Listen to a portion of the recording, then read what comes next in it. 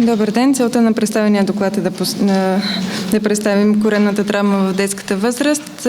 Както стана ясно, детският травматизъм е водеща причина за смърт при деца между 1 и 18 години, като заема 65% от общия леталитет. Годишно 200 до 500 деца в България умират в резултат на травматични поражения, като при 600 до 2000 деца се наблюдава дългосрочна инвалидност. Коремната травма е третата по честота след черепно-мозъчната и тази на крайниците.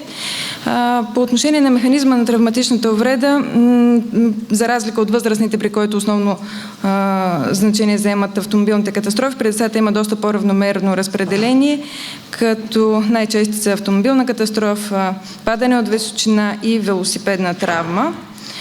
По епидемиологични данни най-често коремната травма се наблюдава в възраст между 9 и 15 години и по-често при момчетата. Коремната травма бива закрита и открита. В закритата влизат handlebar injury и lap belt синдрома. Откритата може да бъде проникваща и непроникваща, с или без увреда на вътрешни органи. Множествена травма влиза в комплекс на съчетаната травма, най-често с гръдна, по-рядко с такава на крайници и черепно-мозъчна травма, както и в комбинирана или политравма. Особеностите на детския организъм са по-тънката коремна стена, анатомичните особености са по-тънката коремна стена, което предразполага към по-ниско енергийни въздействия, водят до по-тежки увреди в сравнение при възрастни. Сравнително големите размери на паренхимните коремни органи водят до зачестяване на тяхното увреждане. Недоразвитие опорен апарат на тънки и дебели черва също води до по-лесната им увреда, а малкият обем на коремната кухина позволява бързо разпространяване на настъпили патологични процеси. Физиологичните особености са по-голяма телесна повърхност, което води до по-бързо развитие на хипотермия, генерализиране на болковите усещания, както неколкократно стана ясно днес, че имат добри компенсаторни механизми в началото, но бързо декомпенсират. Клиничната картина се определя основно от два синдрома. Синдрома на остър перитонит, наблюдаван при проникващо нараняване, когато е видно изтичане на чревно съдържима жлъчка или урина, и спонтанна и палпаторна болезненост с положителни симптоми на перитониално нарастване. Другия синдром е на остра вътрекоремна хеморагия, който се характеризира с бледост на кожата, изпътяване, тахипнея, тахикардия, по-късно хипотония, занижена диуреза и промяна в менталния статус. Основен патофизиологичен механизъм при травматични пациенти с ексцесивна хеморагия, така наречената триада на смъртта. При нея ексцесивната хеморагия води по различни патофизиологични механизми до хипотермия, коагулопатия и ацидоза, които сами по себе си се усилват, което води до протичане на порочен кръг и съответно засилване на кървенето. А кристалоидите също могат да влязат в засилване на механизма на коагулопатията и съответно до продължаващо кървене. Доболничното поведение, въведеното понятие златен час подчертава значението на времевия период, в който пациент с политравма може да бъде успешно третиран. Платинени 10 минути показва, че оценката и ресусцитацията на политравмата на място не трябва да продължава повече от 10 минути и транспорта до спешното отделение не трябва да превишава повече от 10-15 минути. Първоначалната оценка и ресусцитация се извършва по разширената ABC система, като естествено осигуряване на проходими дихателни пътища с протектиране обаче на шийната част на гръбначния стълб. Естествено, всяка оценка на виталните показатели върви и с корекция едновременно на намерената патология.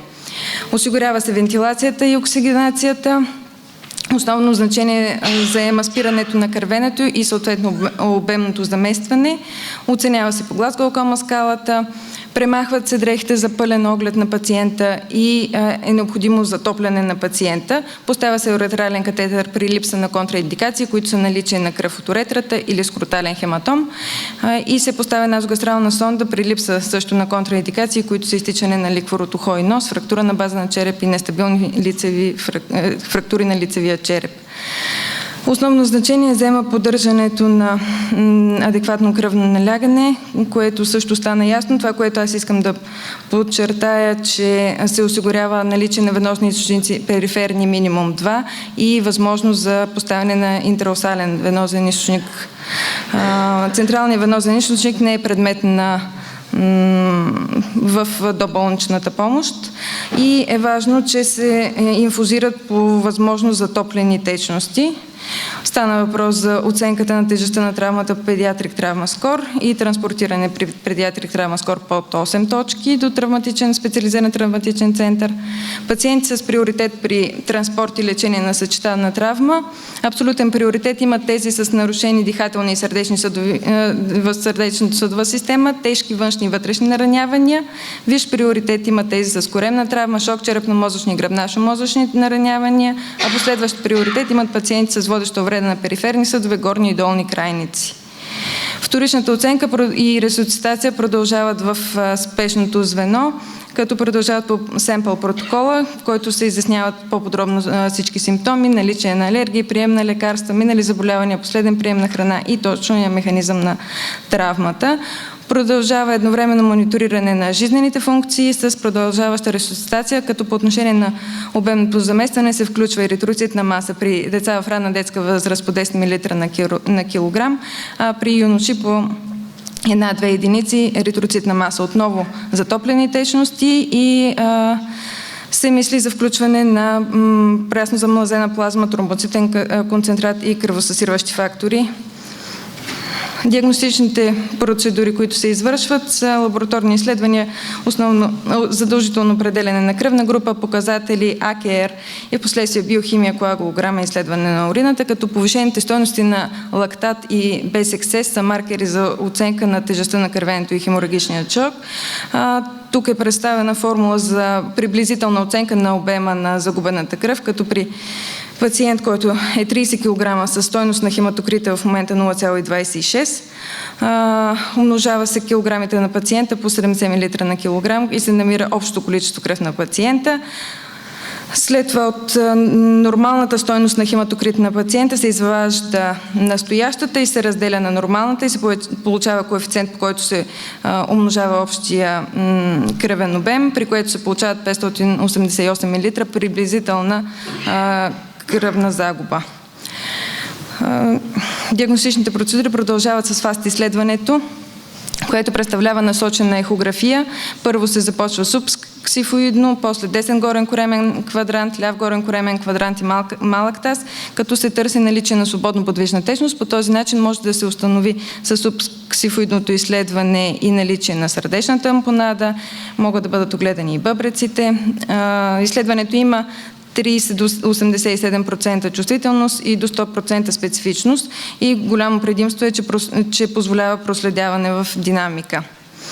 Продължава с рентгенография на бял дроб, на корем за наличие на свободен газ. При по-стабилни пациенти се пристъпва към уроконтрастни изследвания при подозиране на увреда на отделителната система, интервенционални радиологични процедури. Компютърната томография заема основно място при диагностиката на пациенти с коремна травма, като се извършва задължително при хемодинамично стабилни пациенти. Позволява уточняване на степента на травматична увреда, най-вече на паренхимни коремни органи и ретроперитонеални увреди, като е по-малко чувствителна за увреда на кухи коремни органи. Има 95% чувствителност и 97% специфичност. Диагностичният перитонеален лаваж, тъй като е инвазивен метод с ниска органна специфичност, е почти изоставен метод. Показани са критериите за позитивен перитонеален лаваж. Диагностична лапароскопия влиза в съображение при хемодинамично стабилен пациент и позволява доста добра визуализация на органната увреда.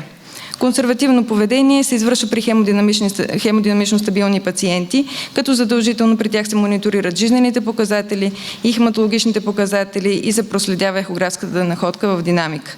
Успешно е консервативното поведение при 80% от случаите с травма на слезката и при 85% от случаите с травма на черен дроб.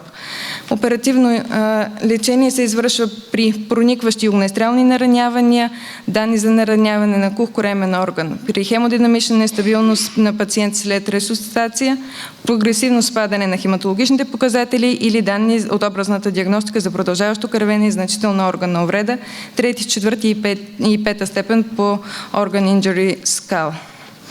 Като видовете оперативно лечение са Damage Control Surgery и едноетапно коригиране на травматичната увреда.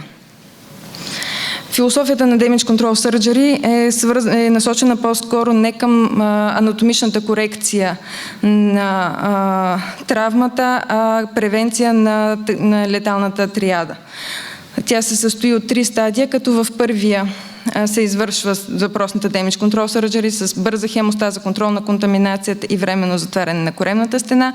Втория стадий протича в реанимационно отделение, където се извършва затопляне на пациента, коригиране на коагулопатията, коригиране на ацидозата и наблюдение за развитие на Abdominal Compartment синдром. И третия стадий позволява извършване на дефинитивно лечение при един доста по-стабилен пациент и доста по-голяма успеваемост, като се извършва дефинитивно лечение и затваряне на коремната стена, първично или с използване на платно.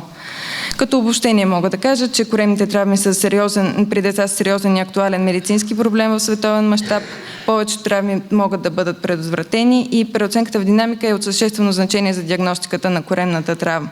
Значителна част от травматичните наранявания на паренхимните коремни органи могат да бъдат лекувани неоперативно и успешното лечение на травмите изискват прилагане на протоколи за поведение и мултидисциплинарен подход. Благодаря за вниманието.